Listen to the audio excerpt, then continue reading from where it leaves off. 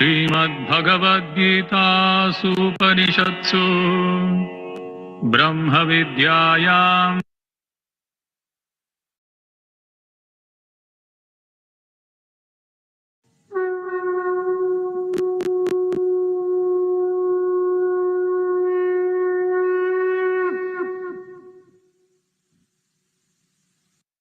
Atha Bhagavad Gita Prathamodhyayah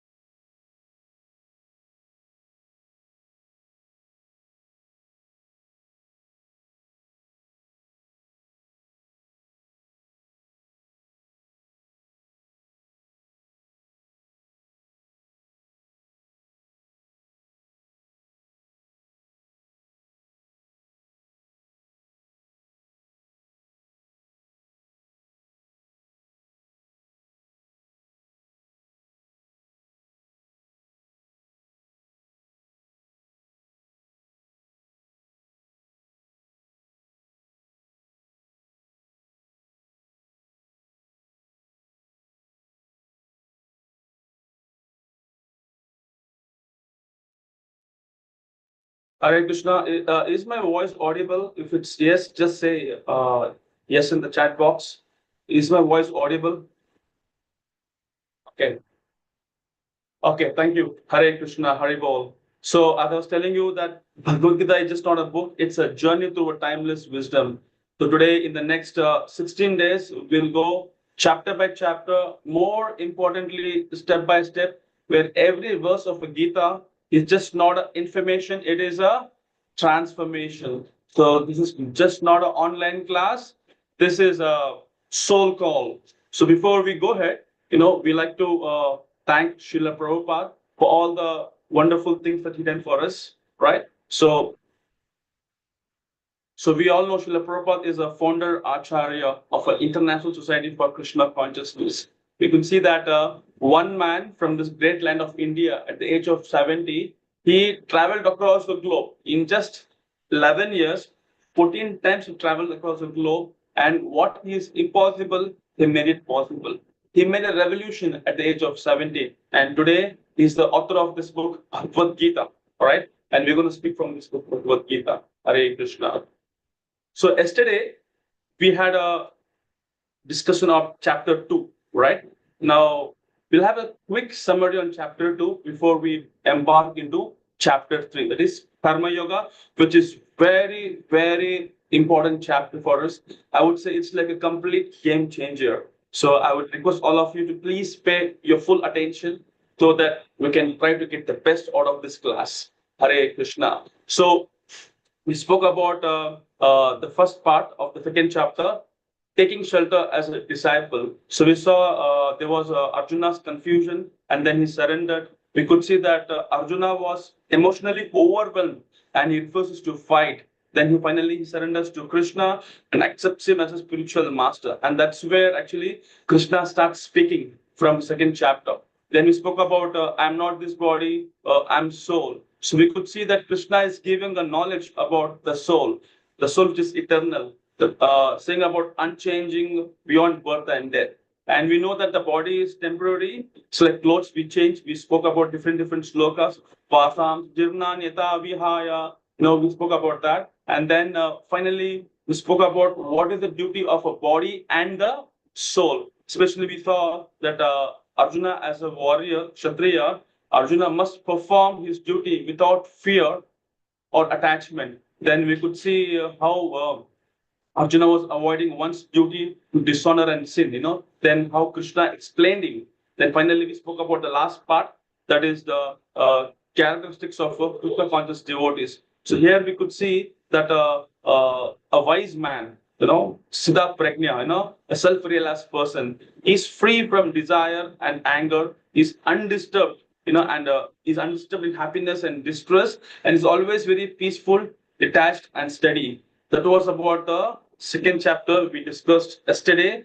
So today is a very, very important chapter, that is karma yoga. So before we get into this, everybody have heard this word, renunciation. What do you mean by renunciation? Is it leaving home? Is it going to a Himalayas and sit and do some meditation, or just to stay in the temple or stay in the ashram, or do your duties but don't be attached? So I have a quick question for you all. Please reply me. Let me know what is your understanding about the renunciation. Okay, there's a polling given to you.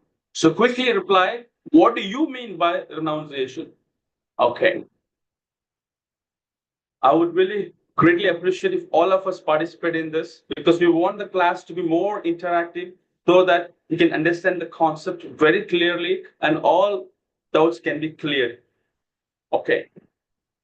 Somebody says going to a place, stay in the temple and ashram. Okay. Okay, I'm going to end this poll. Let us share the result. Okay, so many of us saying that do your duty, but don't be attached. Yes, that is the right answer. Many people think renunciation means, I should stop working, stop doing my duties, just go to forest and meditate. But what is Krishna is saying? Krishna is saying, no, that's not the real meaning. He says, do your duty, but don't be attached to any result. It can be success or it can be failure. So he's giving an example. Suppose, let's say let's say somebody is studying an exam. You have an exam coming up. So do your best. Do your best, but you're not worried about whether I'm going to get 90% or 60%. So that's renunciation. Doing your karma, but not getting mentally stuck to the result. So in one line, I would say renunciation means giving up attachment to results, not giving up the action. You should do your best. You do your best, Lord will do the rest. But don't fail the test.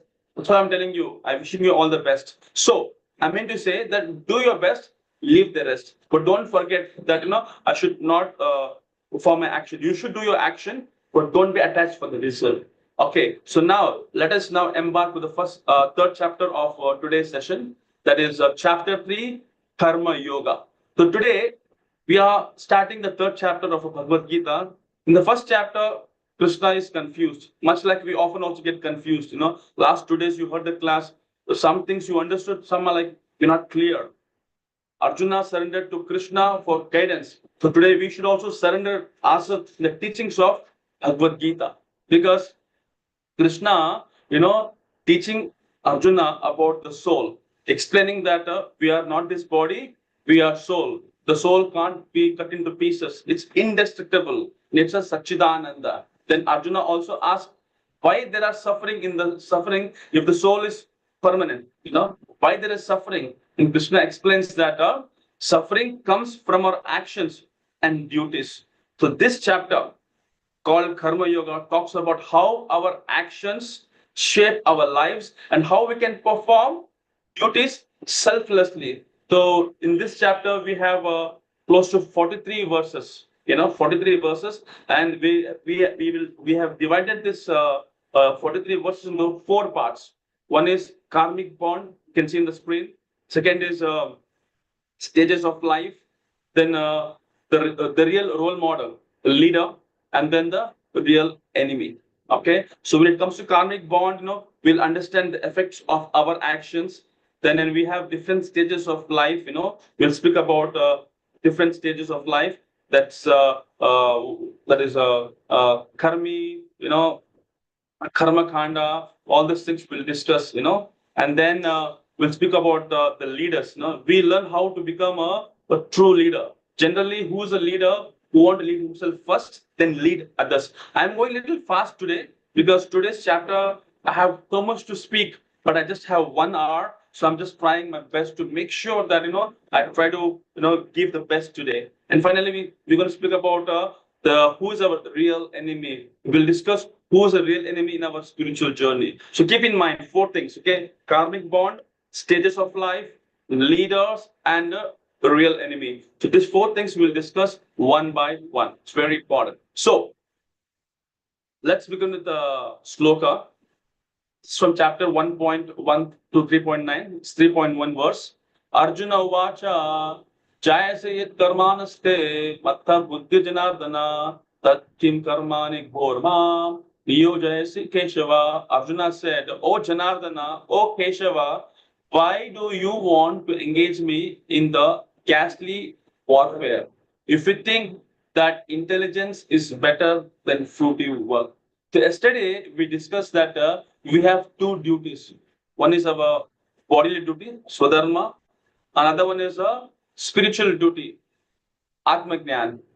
So if Atmagyan is more important than Swadharma because it's about the soul, not just physical action, then Arjuna says, I can just meditate and go back to God. Why do I need to fight? He's confused. He thinks if I do just Atmagyan, I just have more focus on soul. He doesn't need to do any physical duty like fighting. But Krishna didn't say we should leave everything. What he says we should do our duty with the right mindset, remembering him. Tasmat sarvashu kaleshu mam anuspara yuddhacha. So many people think that by leaving everything they can reach God. But actually Krishna actually says, do your duty and remember him while doing that. That is the right way. Now we will see how do we do our actions properly. So now I have a question for you. What is the right way to reach God according to Krishna? So somebody would say leave the duties and just meditate, or okay, let me put this question for you so it'll be easy for all of us to answer. Okay. Okay, here's the question. Okay, what is the right way to reach God, according to Krishna? What is the right way to reach God? Leave all duties and just meditate. Do your duty while remembering Krishna. Focus only on your bodily duties. Do whatever feels good. Wow, I could say many are answering do your duty while remembering Krishna. Okay, I'm going to end the poll. Let me share the result. Note to yourself. Yes, the answer is, B. Do your duties while remembering Krishna. So we are not this body, we are soul. We all know that. We discussed a lot yesterday. But by end of this 18 days, we should at least have the theoretic knowledge, that this is the truth. To realize fully that I'm not this body, I'm soul, it may take some time, But why do problems arise? I have this question. Why do problems arise? Because we still identify that I'm an Indian, and I'm in America, I'm this body, this is my son, this is that, this is that. So when we live in a soul consciousness, problems don't disturb us. So, for example, think of a student who's MBBS student. He has learned, he has completed his MBBS, and you can learn all medicine in theory, but truly understand, you must work under a house surgeon, under a doctor for at least for a year. Similarly, understanding Bhagavad Gita deeply and practicing in life means it's a gradual progress. So it's a gradual progress. So if you can maintain your attendance every day, I can assure you that by end of the day, you will have an understanding that what is Bhagavad Gita. Bhagavad Gita is just not a book of information. It's a book of transformation. And that is why we are all here, to know what this Bhagavad Gita going to teach us, right? So look at this verse. It says, my intelligence is bewildered by your equivocal instructions. Therefore, please tell me decisively which will be the most beneficial for me. So Arjuna is still confused and is asking Krishna to clarify which path will be most beneficial for him. He says, you've spoken about Swadharma, duty of a body and the duty of a soul, Atmagnan. No, please tell me clearly which one of them is the best for me. So he wants Krishna to give the very decisive answer. And we are also very eager what exactly I should do now, right? So there's a wonderful sloka. I'll just read the translation because of time constraint. Work done as a sacrifice for Vishnu has to be performed. Otherwise, work causes bondage in this material world. Therefore, O son of Kunti, perform your prescribed duties for his satisfaction. And in that way, you will always remain free from bondage. So I'll give an example. Let's say in this section, the main point that I want to share is that everything in life, such as food, air, water, and even our every day we do our own existence, is provided by the Lord. No human being, or scientist can create even the smallest part of what we receive from the world. Just imagine sunlight, just imagine mud, this is all created by the God, Since everything is given by the Lord, we must follow the guidance in performing our duties. Like, for example, when we perform our actions according to the Lord's instruction, then we can be free from the bonds of karma, the effects of our action. If we act without His guidance, then we create karma, which ties up like a material world, leading a cycle of happiness and suffering. So when we follow the Lord's teaching, we are liberated from the cycle of karma. And again, we gain the eternal happiness, And I'll give an example. Example is given of an army. Like, for example, see, if a soldier kills according to the order by government, now government is saying you have to kill this enemies, When soldier is doing that, he will be rewarded. He will be rewarded. But let's say, and it's not a crime. Let's say government has not approved. But if you want to kill anybody who you want, then you will be punished. So the action may be the same. You're killing, but if government is approving you, that means it is a reward. But if you're doing whimsically whatever you want to do, then you are in a trouble. There will be a punishment. So I mean to say the action may be the same, but the intent and authority behind is what matter. Similarly, we must act according to the divine guidance given by the Lord. So doing so ensures that we are not bound by karma, and ultimately it leads to liberation. Acting, like I'm saying, acting based on personal desires or without the Lord's direction, it keeps in bondage. So whatever you do it according to the law of nature, then you're safe. But if you do the way I want, then we're in a trouble. So this is the principle that Krishna is emphasizing in this teaching. Now I'll ask you one quick question.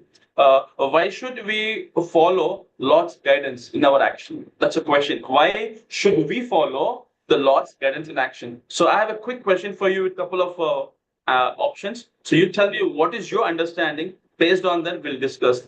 Okay. Okay.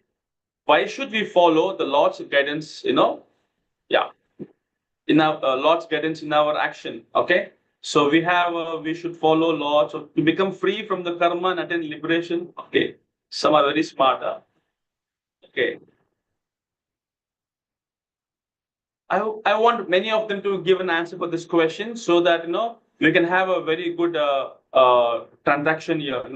Because if the class becomes more interactive, then we can able to understand more points. Okay, to become famous and successful. Oh my God. Okay, somebody's answering like that. Okay, fine. I'll share the result. So to become free from karma and attain liberation. That's the right answer. Okay, now let's get into the next slide of this presentation. So the life lesson, what we should learn from here is that when we are too direct our life according to the guidance of Bhagwan, we can get rid of all kinds of karmic bonds, then attain the Paramgati, the supreme goal. So I'll give an example. A thief who want to become a true sannyasi, So a thief who want to become a true sannyasi. So please pay attention. This story may change your life. Once a king declared, if I can find a perfect sannyasi, one who is fully detached, I will give him half of my kingdom. The minister searched far and wide, but couldn't find such a sannyasi. One day, he caught a thief, and he was about to punish him. The thief begged, "Please forgive me. I will never steal again." The minister had an idea. He said, "Do not favor for me. Just wear the dress of a sannyasi and meet the king. If he gives half the kingdom, we can share both of us." So minister and thief are like having a discussion, and I will reward you well. I will reward you well. The thief agreed. Okay, fine. That's a good deal. Now, before the king dressed as a sannyasi and the thief appeared calm, detached, the king saw this thief. He was not knowing the thief. He's just dressed like a sannyasi. and he was very calm, and he was like very detached friend of sannyas, friend of the king. The king bowed, and he offered respect, and he gave 5,000 gold coins. And the sannyasi who was thief, he said, I don't want. The thief replied, I don't want. Then he gave another 10,000 coins. The king offered 10,000 coins. He said no. Then he increased 20,000, 50,000. Said no. Then he gave 5 villages. Said no. Then he gave 10 villages. No. Then he gave, the king gave his own daughter for his marriage. My daughter's hand in marriage. He said no. Finally, the king said, I'll give you my half of my kingdom. Still, the thief who was wearing sannyasi dress, he said, no. No, no. The king was overjoyed. Finally, he said, I found out through, through renunciation. Actually, this guy, this sannyasi, what sannyasi, he was a thief, but he just had in mind, like whatever the king is offering is saying no, no, no, no. Then finally, the minister asked the thief, hey, why did you rejected everything? When he said kingdom, is supposed to say yes, nah.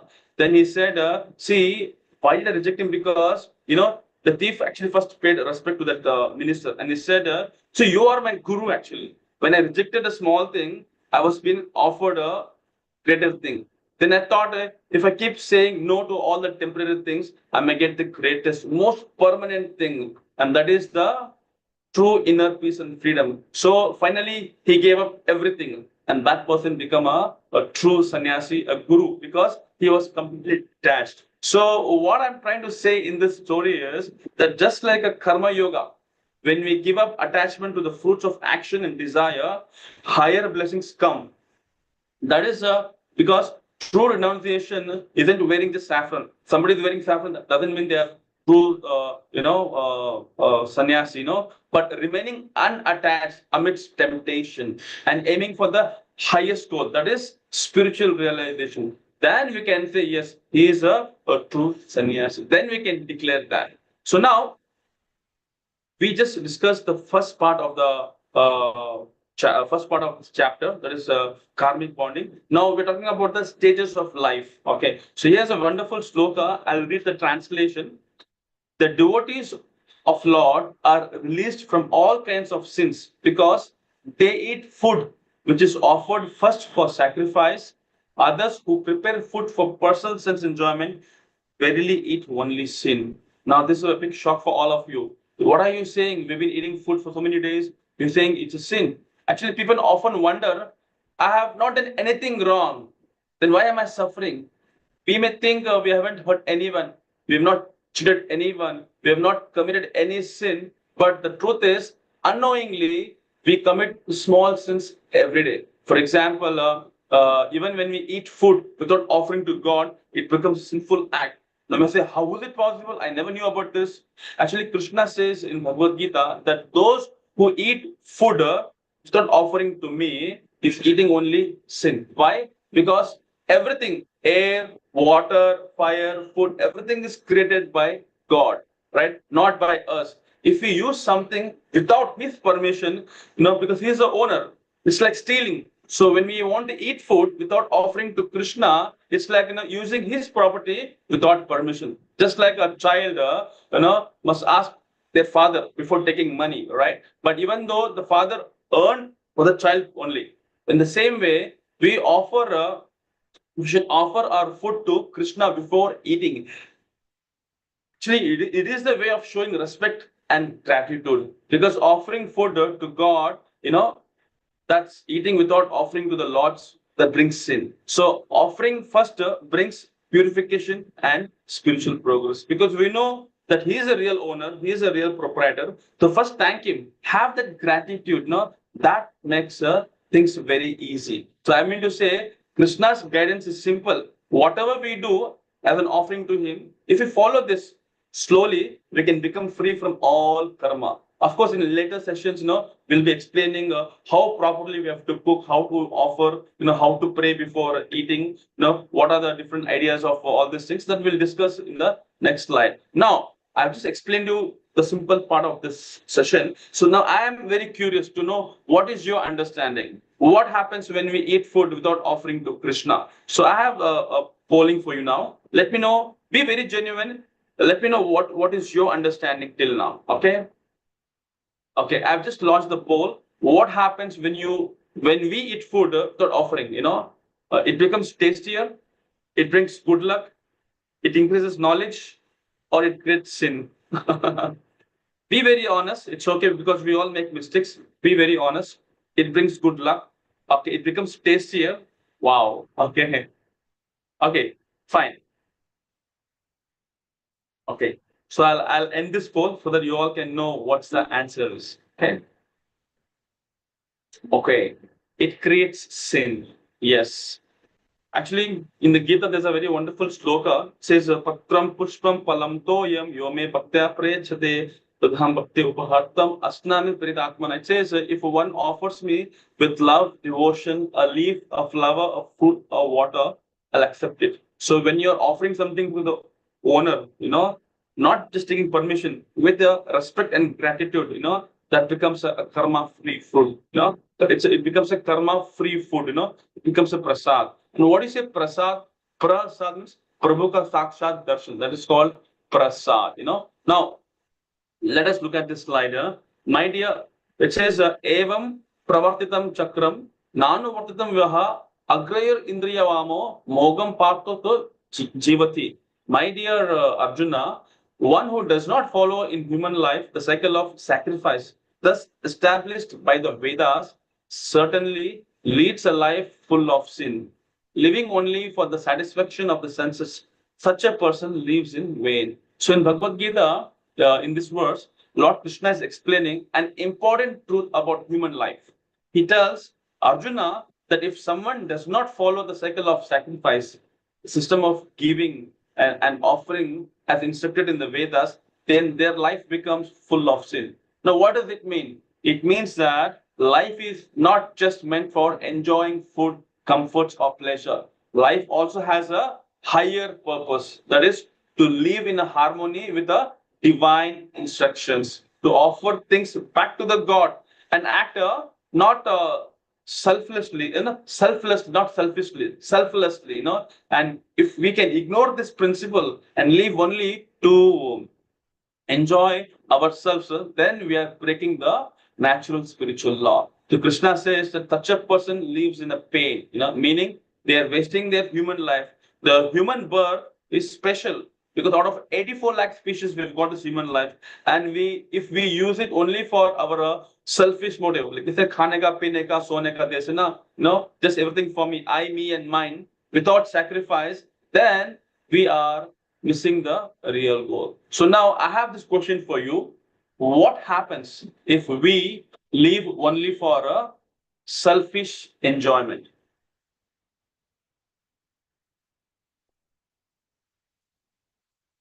Okay, I'm just going to turn on this one. Okay. What happens if, okay, I'm sorry, I forgot to share the polling for you. Okay. Yeah. What happens if we live only for a selfish enjoyment?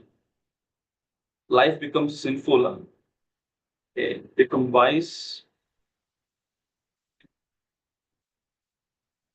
Okay, we are almost there. I'm just looking at the quick chat. I just want to know, is my voice audible to everybody?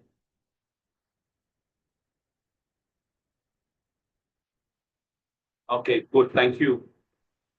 Okay, I'm sharing the result. Okay, life becomes sinful. Good. Let me close this. Okay.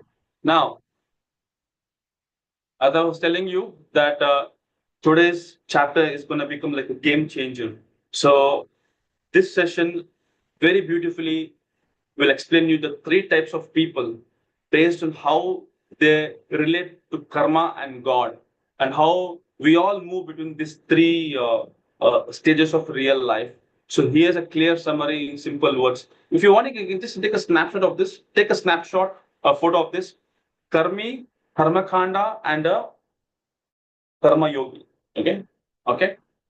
Okay, I'm going to go further now. Okay? So Karmi, Karmakanda, Karma Yogi, Karma Yoga, whatever. So these are three types of people based on how, we relate to karma and God. Let's go one by one. Okay. It says karmis.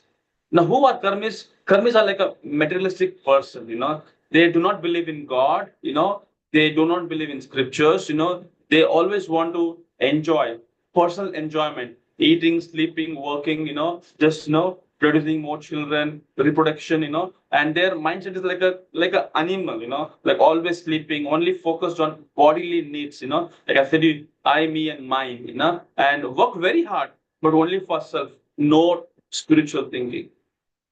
Like they're saying in English, today's phones have become cordless, cars have become keyless, communication has become wireless, cooking has become fireless, food has become fatless, sweets have become sugarless, the relationship has become meaningless, attitude has become careless, arguments have become tasteless, youth has become jobless, needs have become endless, and salaries have become less and less, and life has become hopeless. The reason is because all of us have become godless. We have become godless. So godless people, what they do, and they forget. But godly minded people, they give, and they forgive.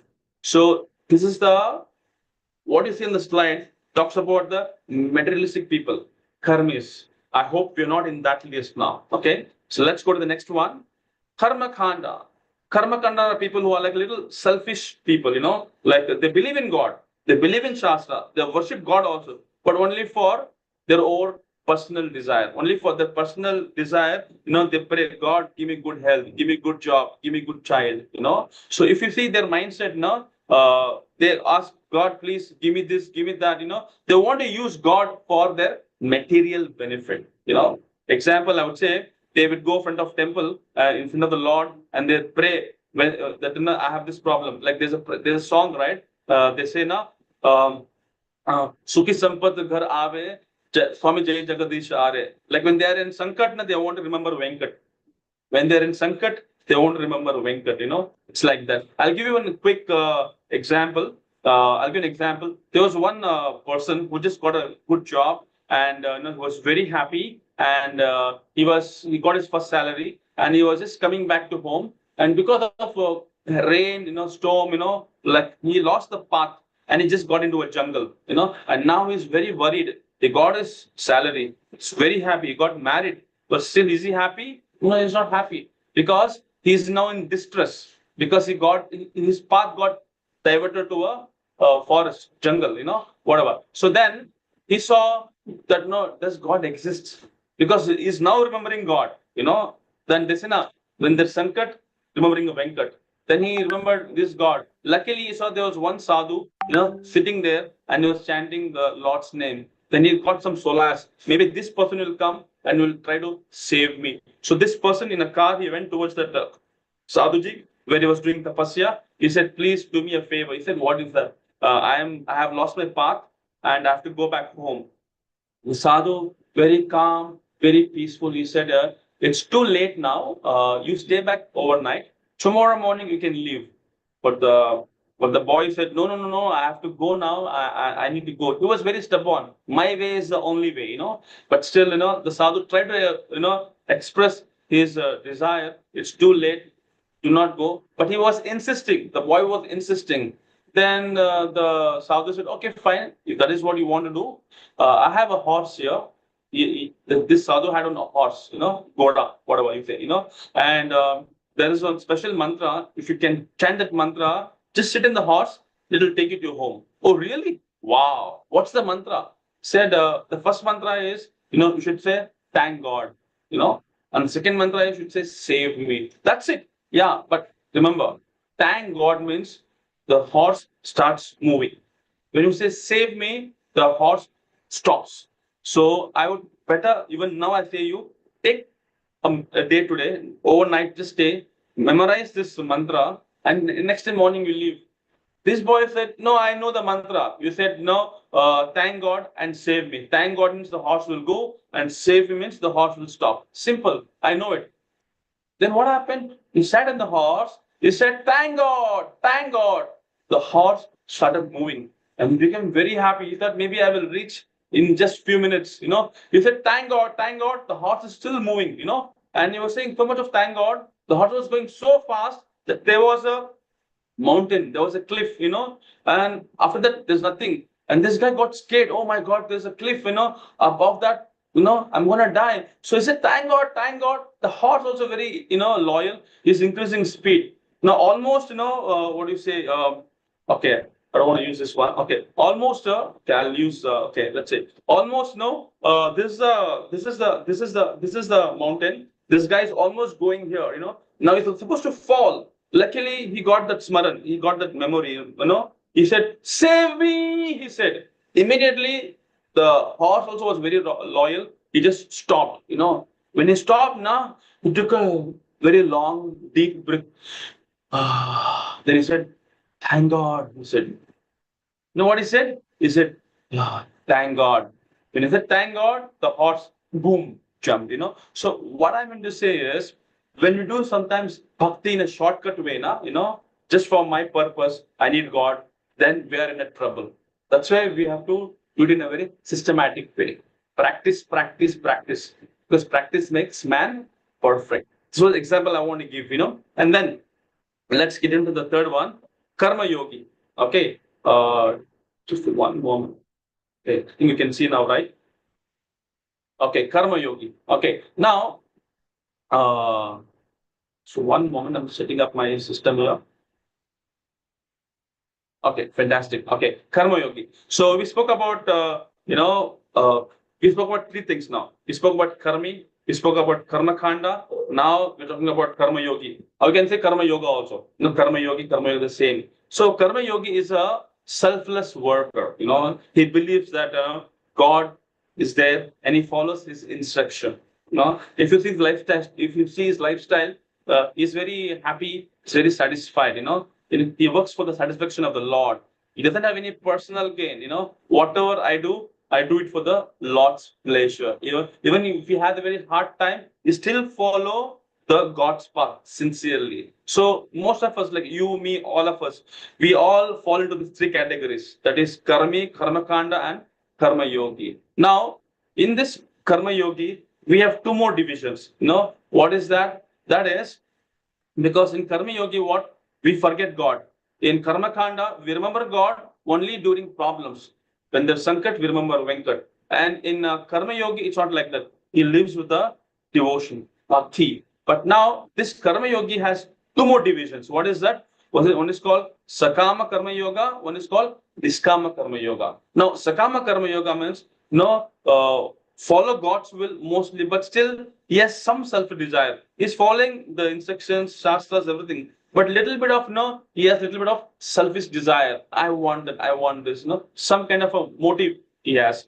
But in Niskama Karma Yoga, no. It's like fully surrender, not surrender, it's fully surrender. He works only for God's happiness and no selfish interest. No selfish interest, That's called Niskama Karma Yoga. So now, what is Niskama Karma Yoga in your understanding? I'm going to put this question for you now. I just explained to you what you mean by Niskama Karma Yoga. Okay? Okay, here we go. Yeah, I just learned the question. What is a Niskama Karma Yoga? A yogi works only for God with no selfish desire, works for fame and money, remembers God only during problems, or ignores both karma and God.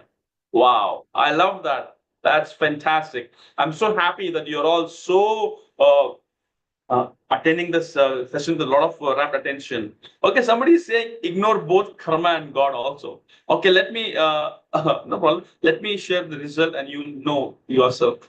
Okay. Yes, the answer is that work only for God with no selfish desire. So I'm going to close this one. So what message I'm trying to deliver is that we should gradually grow towards becoming a Nishkama Karma Yoga. Nishkama Karma Yogi who live completely for Krishna as taught in the Bhagavad Gita. Now, we have a chart here, talks about three levels of action in life. If you see the material life, people act only for themselves. They think they are the doer. They don't care about the God. They just hope for heaven, That's what in a materialistic life. If you see in a Karma Kanda, they are still selfish, but not, they have some faith in God, but people follow rituals to get good results. Okay, if I do four times parikrama of this plant, maybe I'll get a boy child or maybe a girl child. So, sometimes you have seen in temples they have a tree. They try to put some rope and tie it. So I'm not saying it's superstitious. I'm just telling you, in what category we fall. They still think they are the doer, but use God to fulfill their desire. So goal is like mostly selfish. Heavenly kind of a heavenly platform. Then we spoke about the last part, karma yoga. Selfless action. A person knows that he is not a doer. God, he works only to serve God, not for the reward. He aims for moksha, salvation, not for even heaven also. And he becomes free from all sin and he has a lot of respect. What is it? Full of gratitude. So what I meant to conclude here is that a journey moves from ignorance to knowledge, and from selfishness to selflessness, and from using God to serving God. I repeat, from using God to serving God. Now I'll tell you a quick story. Maybe this will give you a clear attachment. Whether are we still attached or not attached? This story of a monkey. In a certain country, we see that people have very clever way of catching monkeys. I'm sure you also may be knowing. They would example. Let's say there is a kind of a glass, a bottle glass with a narrow neck, and what they do is they put some groundnuts, peanuts. You see, the monkeys are very curious. What they do, they put their hand in the bottle. They put their hand in the bottle and they grab the groundnuts, but because now they've grabbed the groundnuts, the fist becomes very big, very easily they drop the hand, but when they grab the groundnut, the hand becomes too big, fist becomes big, and they want to pull out, then it's not coming. And that is the time, this hunter, he comes to catch the monkey, So to escape, simply they need to let go. See, if the monkey want to escape, just let go. Just drop the peanuts, remove your hand and go. But they don't want to. Why? Because that's the mentality of a monkey. Even when they see the hunter is approaching, they refuse to release the peanuts. As a result, they are caught and trapped. So that's why, monkey, our mind is like a monkey. Why? Because we are chanchala. I want this, I want this. Why? Mera marzi. No, we should not become like a monkey. Monkey is very agitating. Have you ever seen monkey sitting at one branch for a longer time? No, it keeps on hopping from here to there, from there to here. So even our mind also is like that. So what I mean to say from this story is that we are like that of monkeys, because the groundnut represent the material desire and attachment, like wealth, fame, name, pleasure, and that bottle is compared to a world. It binds us when it's grasped. So what I'm going to share is that though we know that this temporary pleasure will lead to suffering, karma, and even Emraj, who death of judgment, even he will still can't let it go. We know that there's a problem, still we don't leave it. Why? Because we have an attachment. So we have to just give it up. Then actually Krishna is teaching in this chapter 3 that attachment to the fruit of action binds us, just as a monkey is bound by its greed. So we should not have so much of greed. Then give it up. Then it is very simple. Just let it go. When you say let it go, then what happens? Act without attachment. Surrender your result to Krishna. Then we become free. So the message what I'm trying to convey in this kind of short story I told you, that let it go and be free. Because true freedom comes when we stop clinging to the temporary pleasure and seek for the eternal. Don't be like a monkey, just be like a yogi. That's why the best thing is Nishkama Karma Yogi, because he's fully surrendered. He works only for the God's happiness and he's not selfish, because that is what I'm trying to convey here. Now, let us look at the next slide, which is very important. It talks about leadership, right? So chapter 3.21, it's a very memorable, memorizing sloka. You can also try to make a note of this. It says, Yet acharati shreshtas, tattat evatru janaha, sayat pramanam kurute, lokastat anuvartate. Whatever action a great man performs, common man follow. And whatever standard he sets, by exemplary act, all the world pursues. So what I meant to say is, who is a leader? The leader is a person who wants to first lead himself and then lead others. But what is happening now? People don't want to lead others. Sorry, they don't want to lead themselves. They want to lead others. No, they want to lead others. You do this, you do this, you do this. They don't set example, but they want to lead others. No, Bhagavad clearly mentions that first you set a role model. When you have respect, no, then people also give respect.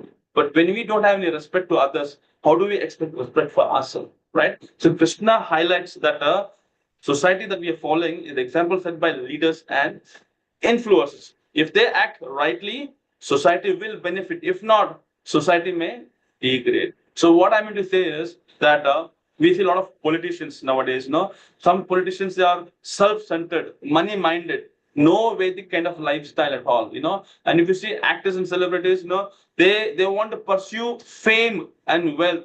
Following, you see, we follow all these actors, but are we getting anything? No, we're getting nothing. They're just imitation, right? And what about the sports people? They have discipline, they have skill. I agree with that. But watching them endlessly is just a waste of a time.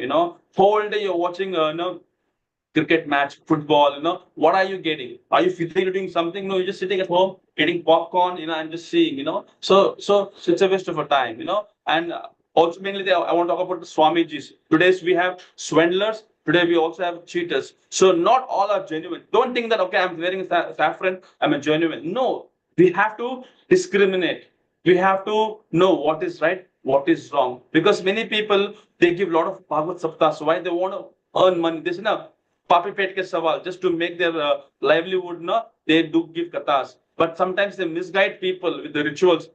They told you do this one, you do this one, you do this puja, you do this puja, but there's no result. So that is not what we're trying to explain here. A leader means something who follows by example. Same thing even for a sadhu, a sannyasi also, who when he has sadhana strong, he has the purity. The purity is a force, So when you have these things, then whatever you say, there is an impact on the audience. Otherwise, it's like the ISKCON say ISKCON, and we say we are ISKCON. No, it's not. It doesn't work like that. It doesn't work like that. Now, look at this slide. The leader. Leader means someone who shows a spiritual path.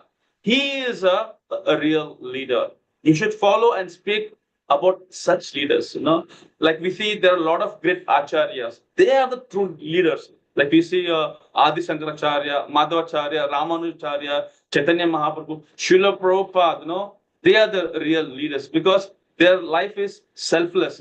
They always give spiritual wisdom to elevate humanity. They made hippies into happies, and they practice what they do. They practice what they preach, they practice what they set example to others. So we could see that they're always in a God consciousness. They have no personal profit, no such agendas. So they are the true leaders. Because why I'm emphasizing this? Because parents must be an example for children, because we send our children to schools, big schools, thinking that the child will do good. No, that's a misconception. You set example. When you are doing great, automatically the children also will do great. Now, father, mother not coming in the morning program. That doesn't mean you can expect your child come to the morning program. No.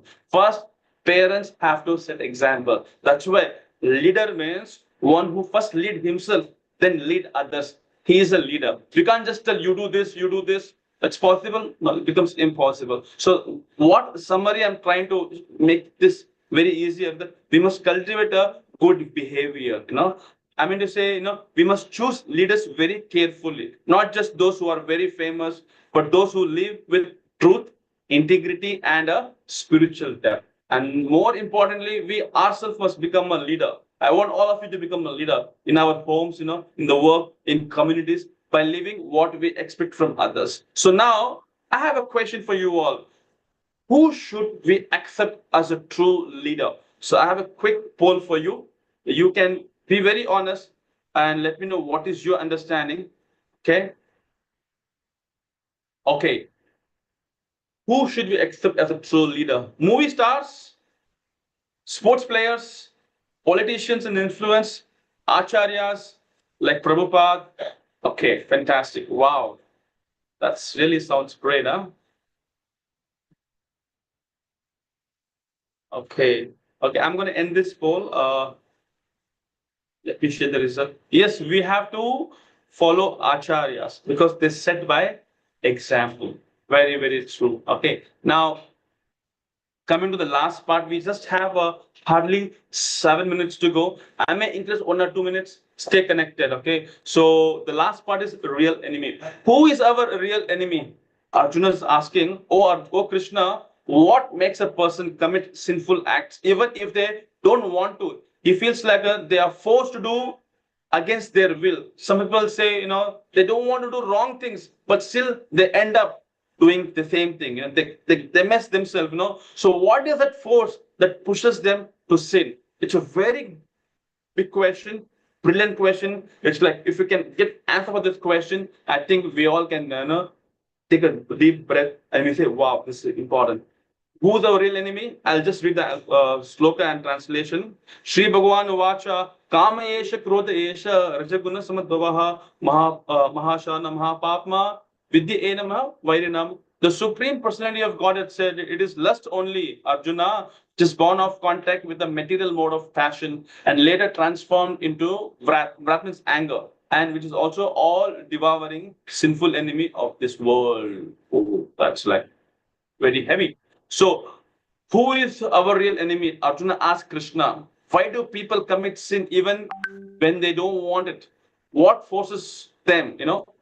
And Krishna is saying, it is our own desire, it is our own karma. That is our real enemy. When our desire is not fulfilled, what happens? We get anger.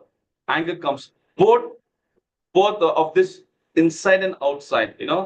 I'll give an example. You would have heard the scriptures of story of Ajamila. Yeah? He was once a good man who served his father, but one day in the forest he saw a woman and he got attracted.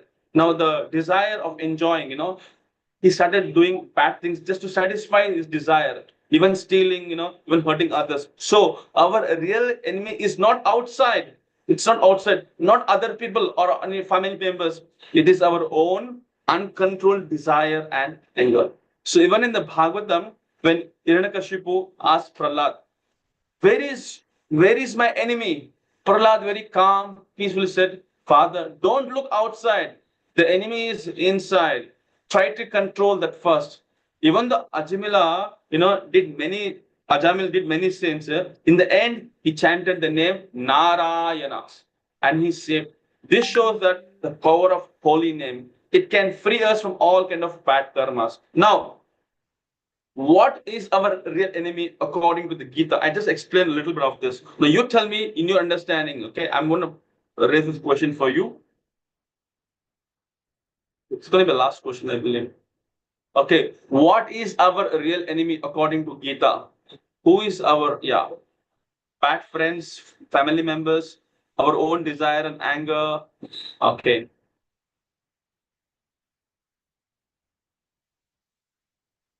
Okay, thank you. I think we got the result here, shedding the result. Okay, yes, our own desire and anger. So I'll give you a small story before I wind up this today's session. It's about a bird and the hunter and the wise Swami. Once a wise Swami was sitting peacefully in meditation in the forest. Around him, there were many birds gathered every day. They loved and listened to this calm voice of a wise. So the Babaji was sitting and doing meditation. A lot of birds used to come, and there was a correspondence. So they were like, he built up the rapport with the birds, and bird would listen to him. So one day, this Swamiji said, birds listen carefully. In fact, the one day, Swamiji started telling, dear birds, in the next forest, there's a hunter. He is laying a trap. So be careful. So when he sprinkles some grains and ground, don't get attracted because you may want to eat, but you will be caught in the net. And please don't go there. These birds, were so joyful. Oh, really? They even made a song of that. No, oh, okay. There is a hunter. He lays in the grain. No, don't get trapped or don't get fly in the chains or something like that. No, but they were just imitating. What happened? Despite knowing everything, they flew straight into the hunter's trap and saw the grain. They forgot the warning. They start eating and they were caught. So what I mean to say that we are like those birds. We hear about karma, we heard about birth, death, we heard about we're not this body, we are soul. We know the dangers of middle entangle. We even chant, read scriptures, we speak all philosophical, but when temptation comes, we are often ignored wisdom. We get trapped in sense gratification. So this is what Lord Krishna is telling in Bhagavad Gita, that the world is temporary. Pleasure are always temporary. Attachment leads to bondage. Yet we still chase the grain, knowing Yamaraj is still watching. So what I meant to conclude is that knowing is not enough. Living the knowledge is a real wisdom. Just like birds who sang, but still they fall in the same trap. We must be very vigilant, detached, and self-control. Only then we can escape the hunter's net and attain freedom. So this was the main points I want to share. So today, I want to do a quick summary about what all we discussed. So we discuss about the karmic bond. This chapter, Lord Krishna explains the importance of selfless action. Arjuna is confused about whether renunciation or action is better, and Krishna clarifies that performing one's duty without attachment is superior. That's a karmic bond. So we must act according to divine guidance by the Lord. Doing so ensures that we are not bound by the karma and ultimately leads liberation. I'm going a little fast now. Then we spoke about stages of life. We also discussed about different stages of life like karmi, karma kanda, and karma yogi. So we could see that generally what happens, we have to understand that the two divisions in the karma yoga. What was that? Iskama karma yoga and sakama karma yoga. Eventually, we should gradually grow up to become Niskama Karma Yogi. Why? Because we can live completely free for Krishna and as taught in the Bhagavad Gita. Then we spoke about leaders, who are the true leaders. Then we spoke about today's leaders. Leaders means someone who follow the spiritual path. He is a real leader. We must choose leaders carefully, not just those who are very famous, but those who live with the truth, integrity, their spiritual practice, and they are the real leaders. Because more importantly, I was telling we ourselves should become a true leaders in our homes, works, communities by living what we expect from others. And finally, we spoke about very important thing, the real enemy. Finally, we spoke about the real enemy. Krishna explains to Arjuna, it is our own desire. That's a real enemy, So if your desire is not inclined towards the God's path, God's instruction, then we are in trouble. So when a desire is not fulfilled, we get angry. Both of this is inside and outside. But our real enemy is not outside. As I'm telling you, not outside, not other people, not family members. It is our own uncontrolled desire and anger. So what I'm up to here. So what I'm going to say is that we can see how do we find and defeat this enemy. We're getting a conclusion for this. Should take Krishna Prasadam, because see that in the slide it says somebody is chanting, somebody is reading Bhagavad Gita. So when you take Krishna Prasad, what happens?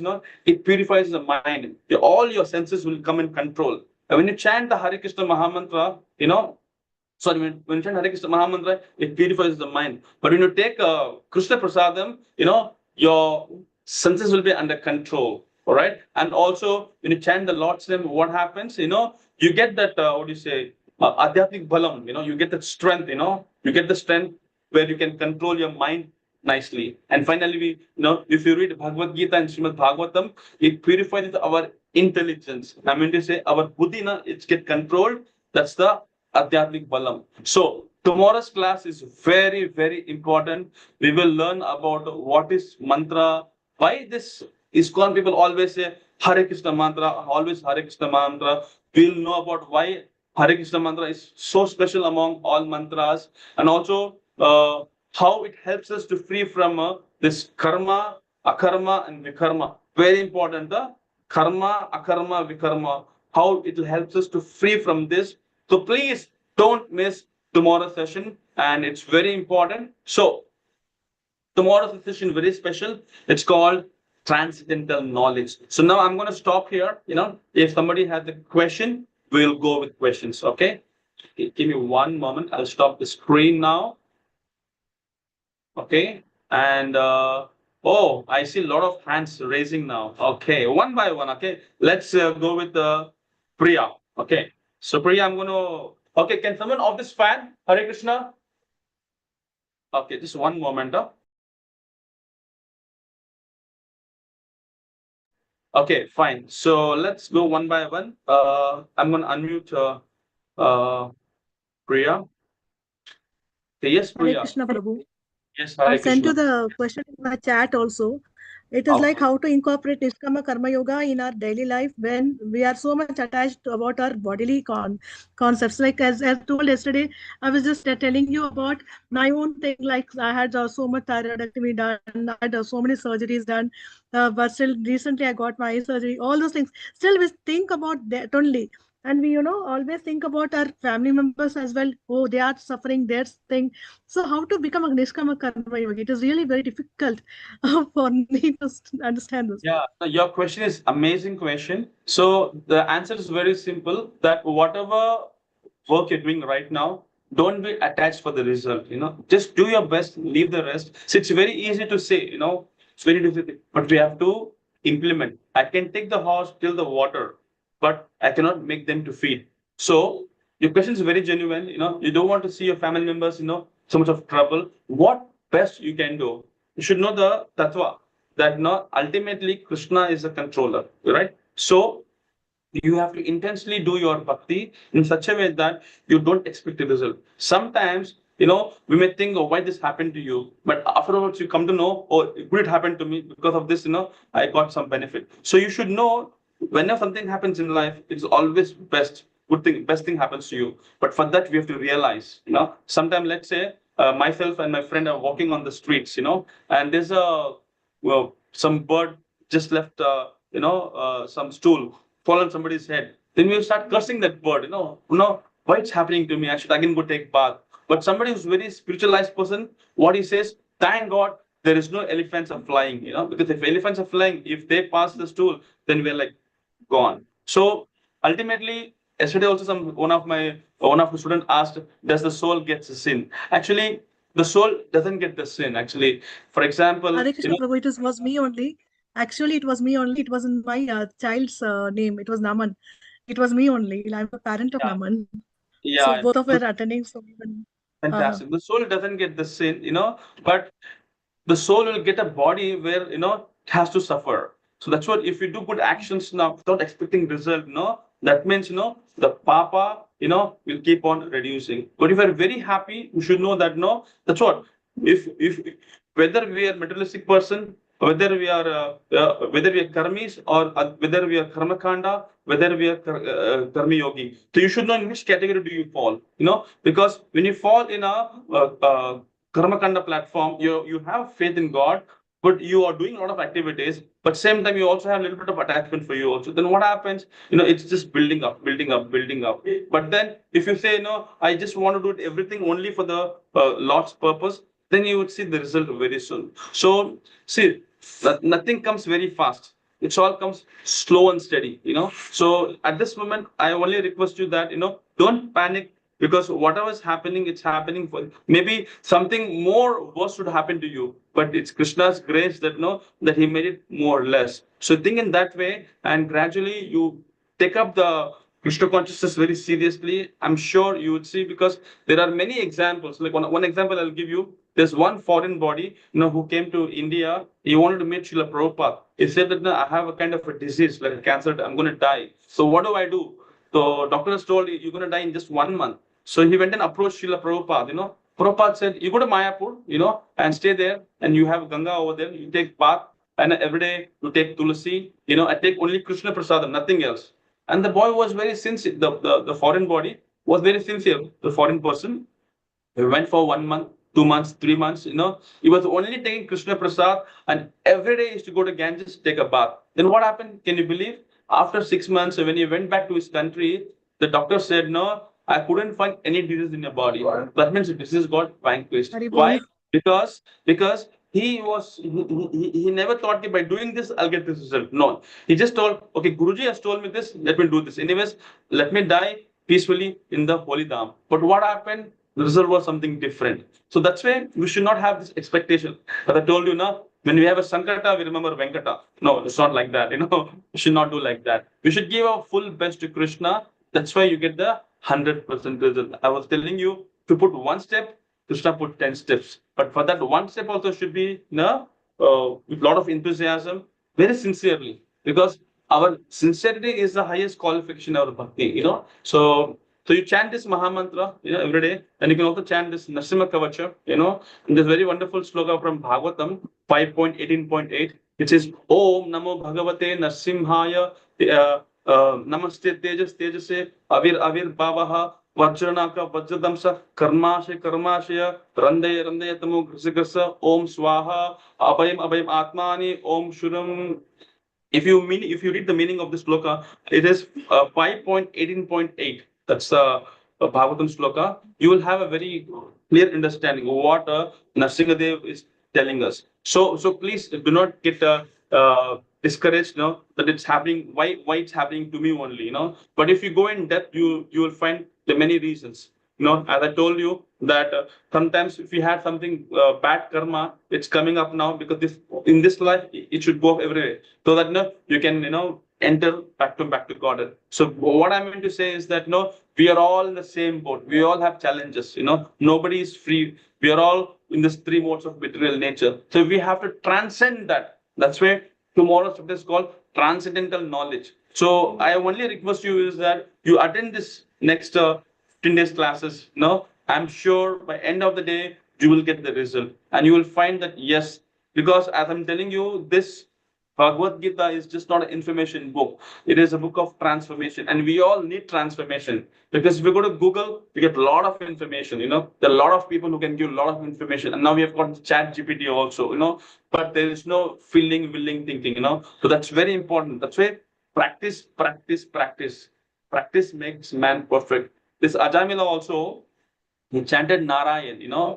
But why he got that? Because the name has such a strong power that he had no faith on that name, but he had that faith on his son, that he will take care of me. So by unconsciously not calling the God, he called his son Narayan. But Lord was so kind, because it is said in the Shastras, Abhinatve Namne Namaha. Krishna and Krishna's name are not different. So if you are in the right path, following the instructions of the God, 100% you have more possibilities to become more positive way than at a lesser cost. So this is what I wanted to share. And okay, so now I see a lot of hands coming up. Okay, we have Advaita Thank you, also. Prabhu. Hare I'll Krishna. ask him. Yeah, I'll try to answer everyone's question. Just stay connected. Okay. Advaita, I'm trying to unmute you. Can you hear my voice now? Yes, Prabhuji. Hare Krishna. Yes. Hare Krishna. Does praying for others comes into karma kanda? Does? Praying for others comes into karma kanda? No, in fact, if you pray for others, I would tell you that you have been blessed by your parents. Why? Because generally we don't pray for others. We don't pray for others. We always were so self-centric that we always say what is for me. Like yesterday I was telling you, if you have money with you in your pocket, I'll say how are you. If you have no money, I'll say who are you. That is the mentality of a Kali Yuga. Now, if you are praying for others, it doubles. It doubles. For example, 1 + 1 is what? 2. But in spiritual world, 1 + 1 is 11. So if you pray for others, what happens? That soul will be blessed, and you will be also blessed, because you're not selfish, you're selfless. It's a very wonderful what do you say, thought that you praying for others. So we have to pray for others. So it's called Vandanam. So that's very important, because praying for others makes you more insignificant, more humbler, and that is how you can approach God very easily. That's a very amazing question. Okay, so we have Rashmi Shinoy. Okay, let me unmute you. Yes, go ahead. Hare Krishna Prabhu. Hare So Krishna.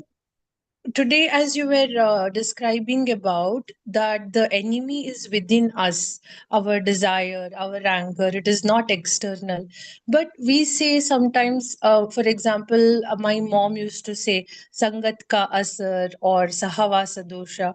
So what does that mean? Do you think that we are with certain people in our life, or we meet certain people that, for example, a person may not be an alcoholic, but he might have gotten into a group of people who practice that, and at some point of time nobody in his family drinks, nobody around him drinks. He used to think it's bad, but now he has started drinking. So what does it mean? Why do they meet certain people and they get lost? So how do It's we a, understand yes, this? it's a good question. So they say now, Chase Sangha Vaisarang, much know whom you associate, that's what you become. For Yes. example, if I want to know who you are, I'll just Mm. wanted to meet a couple of your friends. I'll just speak to them. I can judge you who you are. Chase Sangha Vaisarang, they say, no? So Mm. one important thing is that today in class we discuss about who is our real enemy. So Mm. even at the time of temptation, Mm. even that time, if you become a sthita pragna, you become balanced, you become Mm. such a realized state that you don't make enough. You have seen this tortoise, what does tortoise do? If somebody wants to hurt, it pulls down its senses. Yes. And then when nobody is there, again it pulls out. So for that, Yes. you have to have the real wisdom, and that Mm. doesn't come in just 1 or 2 days. It comes by Mm. practice, practice, practice. So and when you do practice, Krishna is also saying in Bhagavad Gita, he says, Smritir Jnanam Apaham. I give you intelligence, how to handle it, how to tackle that. For example, Mm. let's say somebody want to practice bhakti, and they want to Mm. eat food which is no onion, no garlic, but they're Mm. just getting that, what they do? No, they are like helpless. But if they Mm. sincerely pray to the God, I want to serve you, but this is the situation. So I am doing my best. You do your best. Lord will be very happy because Lord is always eager to see how many people are coming towards me. So Mm. when you put some endeavor, Mm. you will get the best result. And it is possible. There are many examples like this. That you want to practice, you want how it has to go, but whatever you think, it completely goes opposite. Then you get Mm. fed up, and this Mm. happens only because we are not strong. Keep yourself Mm. strong. When I say strong, not just strong in many things, strong in Mm. spiritual growth. If you are Mm. spiritually strong, even the problems becomes an opportunity. Whenever you have challenges, that becomes an opportunity. So for that, Mm. we have to become strong. That's why yesterday I was telling you about 3 Ds. One was Mm. discrimination, one was discipline, one was Mm. discrimination, discipline, and determination. Mm. So when you Mm. have when you chant Lord's name, when you become Mm. very sincere in what you're doing, without any Mm. ulterior motive, then automatically the determination will develop in you. And once you have that strong determination, you will be very disciplined. You know that no, these people are going to hang around, and there are a lot of chances that people may offer me to take this. So you'll Mm. have that intelligence, and then you'll able to discriminate. Oh, this is right, this is wrong. So I need to give some Mm. excuses. You will give Mm. that. Initially, you may feel like it's like what's happening, but after a couple of days, then oh, she's coming. Okay, she never takes coffee tea. Forget. Will Mm. not give up. Initially, Yeah. so it takes time. Step by step. Step by step. That's why we spoke Yeah. about. We have 18 steps to reach the ladder. The spiritual Yes. to the highest point. So we are just Yes. now in karma yoga. Then we'll go to bhakti yoga and jnana yoga. So when you Yes. just don't give up. Just stay Yeah. connected. See, we have two putties in the on the track, right? Two tracks. Mm. So you have to just be there. Then you keep Mm. moving. Once you Mm. come out of the one track, then we may fall. Mm. So my conclusion is that don't give it up. You stay connected, and I'm Mm. sure that will soon get you the result. Stay connected. That's important. And by the way, are you chanting the Mahamantra, Hare Krishna Mahamantra rounds every day? I am trying, sir. Okay. So try to chant that name. Tomorrow Yes. we'll discuss more about what is that so special about this chanting of Hare Krishna. And it's not that because I'm from ISKCON, I'm telling you about this name. It's not like that. It's very universal, actually. So tomorrow we'll discuss more about that. But till now, what I would say is keep always uplifted yourself. You try to get motivated, not by seeing motivational videos. Try to get motivated by keeping the real heroes in life. Today, what is happening? We are keeping heroes like movie stars, film stars, they are not going to give us anything in the back, but our real hero should be like, Ram, like Arjun, Krishna. If you see their background, if you see their whole, ithihas, somebody yesterday asked me, is Bhagavad Gita, what do you say, is Bhagavad Gita, is it what do you say, a mythology? I said, no, many people think, Gita is a mythology, but that's a misunderstanding. Gita is a part of Mahabharata, which is classified by Itihasa in Sanskrit. Actually, Itihasa means it has happened, In other words, I would say it's a history, not a fiction, But Kurukshetra, where the Gita was spoken, it's a real place. Dwarka, Krishna city has been found underwater. Even now, recently, our prime minister also went under the water. You could see that, So matching, there is a matching of scriptural descriptions. They aren't some fairy tales, So Gita is not a kind of a note of a fantasy book. It is a deep philosophical conversation about duty, soul, karma, and God. And that is why, if you see thinkers like Einstein, Mahatma Gandhi, they study very seriously. So once again, I'm telling you, this Bhagavad Gita, this Mahabharat, it's not a mythology. Mythology entertains, but Gita transforms. It's not meant to amuse mind. It's meant to awaken the soul. That is what we're doing. That's why in the beginning of the class, I was telling you that this book, Bhagavad Gita, is not about information. It's about a transformation. Okay, I have Ravi Shankar, sir. Let me unmute him. Okay. Yes, Ravi Shankar. Hare Krishna. Hare Krishna. That is, in today's rat race, people living itself, whether they are earning less or more, the day-to-day living itself is just like falling in competition, until strap only. However they are religious, however they are faithful. To maintain the family, they have to travel the path where others are also traveling. So everything is hunter's trap only. So until their obligations for the family is fulfilled, the path of dharma is very difficult actually. What I mean is, however, whatever means they have to achieve the objectives. But once all their obligations are fulfilled, you realize you are very free, that your mind goes towards spirituality. You want to help others. You don't want money. What I mean is, as you age up and fulfill your obligations only, the path of dharma, even though you know earlier, you are able to walk. So I have, it's a good question. But ironically, what I want to explain here is that we should do our duty. Now, Arjuna said, I don't want to fight. He said, I'm okay with the Atma Gnan. But Krishna said, no, no, no, no. You are a Kshatriya. You are a warrior. You have to fight. Now, if you have a family, you have to maintain your family. That is your dharma. You cannot escape. Okay, I'm attending this class. Prabhuji is saying, give up everything, get detached, just chant Mahamantra. No, I'm not saying, I'm saying do that, simultaneously do that also. When you balance yourself now, you will get the strength. It's not that you just give up completely. Like giving completely, you're nowhere, either there or either here. So yes, we are all trapped in this material world, day to day, too much of cutthroat competition. Everybody says, what is for me? Nobody says, you take, it's always get, forget. Nobody says give, forgive. That is like, so I'll tell you one quick story. Now, there are 4 yugas: Satya Yuga, Treta Yuga, Dwapara Yuga, and Kali Yuga. So in Satya Yuga, people were so much of concern, like for example, let's say they cook a lot of chapatis. Now they have extra chapatis. What they do, they go and scream, is somebody there? I have some extra chapatis, please take it. They used to go and give it voluntarily if somebody wants, That was Satya Yuga. But now we are not, we are in Kali Yuga. Then comes, Treta Yuga. Treta Yuga, what happens? From Satya Yuga, the culture got deteriorating. It's coming down. It's falling down. In Treta Yuga, what happens? People just make a boundary. Let's say, for example, I have some money with me. I just throw everything in the sky. Whatever comes towards my side, it is for me. Whatever comes towards the other side, that's for you. That's kind of a mentality. Whereas in Dwapara Yuga, no boundary, nothing. Just make a circle. Just throw the money. Whatever comes inside the circle, it's for me. Whatever comes out of the circle, it's for you. But in Kali Yuga, no circle, no boundary, nothing. Just throw the money up in the sky. Whatever, God can catch, that's for him. Whatever falls, it's for me. That's the mentality. You throw everything and you expect God to catch it. He will never catch. It'll all come to you because that is the mentality of Kali Yuga.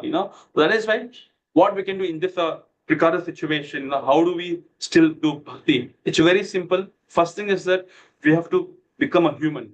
What happened is we have a human body, but our mentality is like an animal because we want this, let's do this. But don't do that. Just do simple thing. Lord is telling, whatever you do it as an offering to me, and be very grateful. Show that gratitude.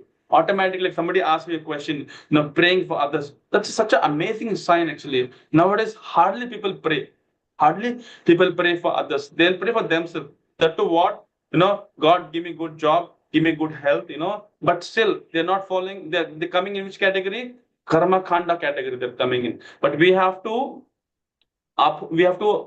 go beyond that, from Karma Kanda to Karma Yogi. And there we have to come to Nishkama Karma Yoga, not Sakama Karma Yoga, So it is possible. Gradually it is possible. Just stay connected, keep practicing, the day will come. And also the spiritual bhakti is not only when we become old. No. Now, when you're very young, we should take up this bhakti because that is a time where we can actually give our best. Because, once somebody asked me that your son is joining ashram, why you want to make him join? No, so I said, okay, fine, you come up. I heard his father. Father said, no, I will not come. I will just ask my wife. No, I will not come. Let my son keep coming to temple. I will not come. Why? Everybody says, but nobody takes action. That's why Arjuna also, he was confused, thinking that that what I'm doing is wrong. But when Krishna gave the higher knowledge, that's where he understood. Okay, this is what I'm supposed to do. And then he surrenders to Krishna, and now Krishna starts speaking from second chapter. That's a very good question, and your question is benefiting everybody, Ravi Shankar. Okay, so I think Advaita is again raising his hand. I'll just mute him. Yes, Advaita, I'm trying to unmute you. Hare Krishna Prabhuji, I actually have one more question. Yes. Asking question is kind of intelligence, okay? So please ask question, no problem. So previously you said this. You said that soul does not have any sin. Yeah, now also I'm saying the same thing.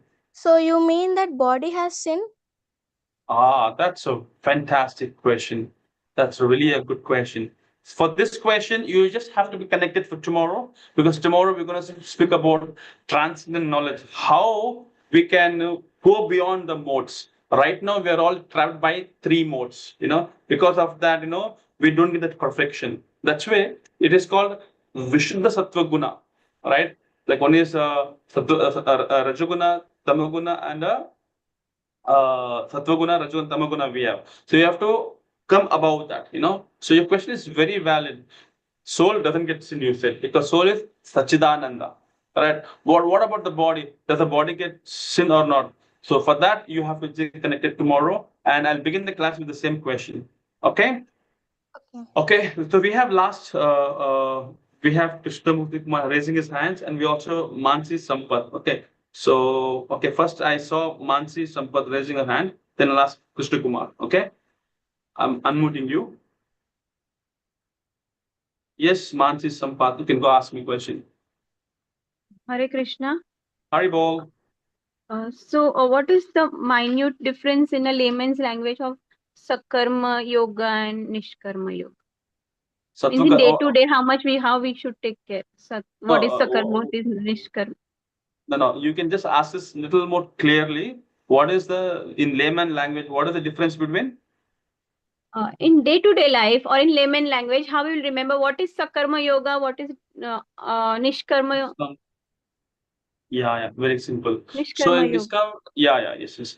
In day to life, whatever activities you're doing without any attachment. You're doing as a duty. You're doing as a service. You've been told you're doing it. Then you'll come into Niskama Karma Yoga. But when you've been told to do something, you're doing it, but you have some expectation. Okay, somebody told you that you have to, give a talk, and you're supposed to just say that. But then what? You're saying it, but you're also expecting how many of you, liked the way I spoke, how you have some expectation. So don't have any expectation, be completely detached. Just like I gave the story of a monkey, So there's a hole, monkey is putting his hand, it's holding the peanuts. If it drops, you can automatically remove his hand. But then it doesn't know actually, singing I have to Same hold like it. in so karma kanda is also again like a little same only. They are also expecting, and sakarma also are expecting. That's what I'm telling you. That's why from Karma Kanda platform you have to come to Karma Yogi, because Karma Yoga means doing a prescribed duties. All right. But Karma Kanda and the Karmi, they fall in the category where some are believing God, but they also believe Shastras, but for their purpose. They're going to temple, they're believing God is there, but they're asking God, give something for me. Matlab, they are very selfish. That's why I told today's phones have become godless. All I give different examples. Yes. End of the day, they are godless. So if you're really true devotee of the Lord, you always say, "What is best for me, you do, Lord." What is best for me, you do. That is where you come to Niskama Karma Yoga. So it takes little time. Just stay connected day by day. You'll come to know. But there's a main difference in Niskama Karma Yoga. There is no concept of selfishness. They're selfless, But in a Sakama Karma Yoga, they are little bit of selfish. They believe God, they do everything, but little bit of attachment is there. So you even have to drop that also. That is called surrender, So when Krishna says Sarva Dharma Pratyaja Mam Ekam Sarva, what does it mean? It doesn't mean that now you hold this, you hold this. See, if you want to travel to one distance in a boat, you better sit in one boat. But what happens when you want to put two legs in two boats? Then we're in trouble. So it's a very good question, and all such questions will be answered in day-to-day chapters. So stay connected, Mansi. It's a very wonderful question, and yes, not but the least, we have our Krishna Kumar is asking. Let me unmute him. Okay. Yes, Hare Krishna. Hare Krishna, Prabhuji. Today's chapter, the question was, why should we eat food only after offering it to the Lord as Naivedyam?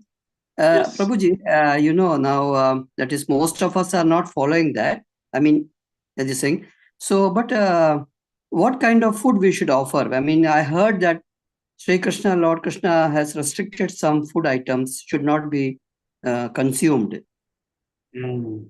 Yes. So first thing is that the food should be offered to the God. Why? Because we have discussed today that he is without taking permission and eating the owner's property. It's like a stealing. So we have to show our gratitude, respect. So you have to offer. But you have a very vital question. You ask what type of food should be offered. Now we are not supposed to offer food which is very tamasic food. Very rajasic food. For example, let's say, Lord, today's my birthday. Let us have a party, liquor party. One for you, one for me. That's not good. Krishna says, Patram Pushpam Palam Toyim. He never said no, Matanam Chickenam, he never said like that actually. So this is very important. So I think in the next couple of chapters, we're going to, briefly discuss about what kind of food should be offered to the Lord. There are some food very sour, very tasty, very pungent, So why? Because when you consume that kind of food, what happens to us? That's why, say one more thing, as we discussed in a couple of chapters, there are something called food which we're not supposed to eat. For example, see the lion's milk, you cannot even store it. The only way to store is you should have a golden pot, golden pot. If somebody says, I want to drink lion's milk, just imagine you put in any kind of a bowl, it makes a hole in that because it's so much strong it can make a hole, and that milk you want to drink, you will die actually. So you apart from that golden pot, nothing else you can store the milk. So like that, our body is like two kind of, one is herbivorous and carnivorous. So if you take food which is like more of non-veg, then you should know our digestive system how it works. So I think we'll discuss this in a couple of chapters. But this is a very need of an art question, because many people ask this question that what kind of food we should offer to the God. Actually, God only asked to offer the love. That doesn't mean that you give them non-veg, you give them because God never said that. Anyways, I have a answer for this question. Tomorrow we'll discuss about this, why we should not offer food which is not favorable to the God. So I think tomorrow's session will be discussing this point also. So stay connected. And it is nice that you all also actively listening and so many points we're churning out, because it is very important to know such aspects, because we have got this human life, it's like a loophole. So in this human life only, you should inquire such questions, because asking question is enough intelligence. Okay, we have one last question today. We have Vaishnavi Arge, then we'll take a break. Okay. Hare Krishna, Vaishnavi Arge. Can you hear me, voice? I have posted in chat group like I'm very Okay, I'll just look at the chat. Okay, I'll just see my husband lost his property because he doesn't want to find that, because his dad like.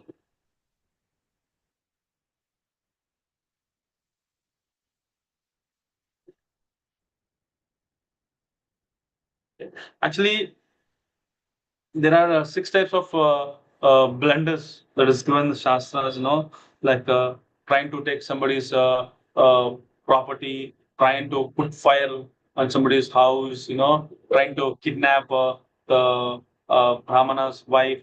Like that, we have 6 kind of things. So obviously, if you do something against that, it is a sin. Now you have a different scenario, So maybe what you can do is at this point of time, I'll just once again try to see what best I can do, because this is something very personal question,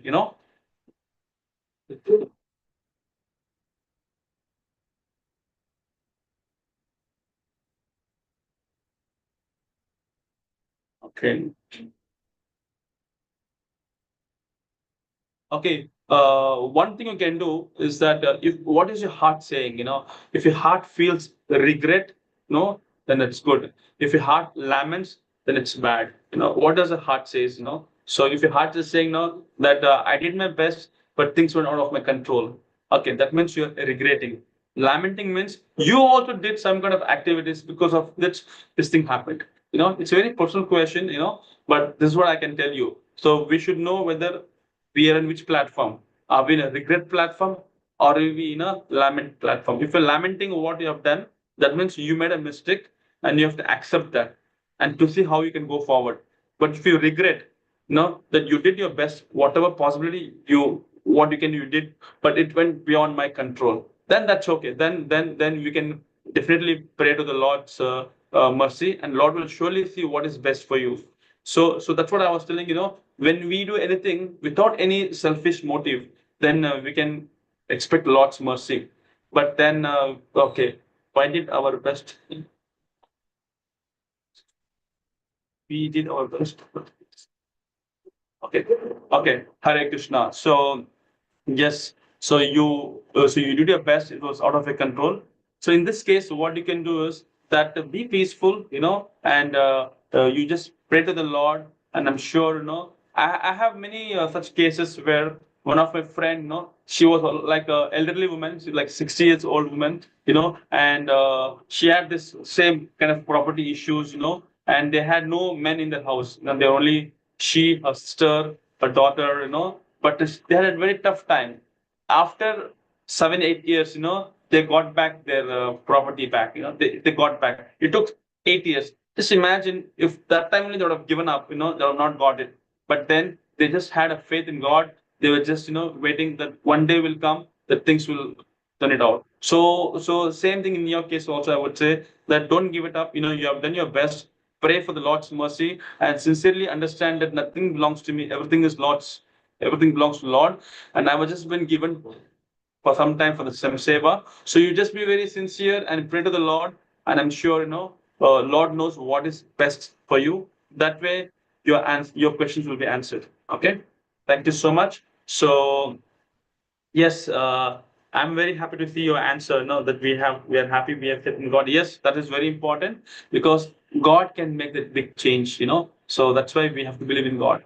Thank you once again. So tomorrow be connected. Tomorrow, many questions we asked today Does body get a sin? What kind of food should we offer? So a lot of very vital questions have been raised here. So tomorrow you'll get an answer. So don't miss tomorrow's class.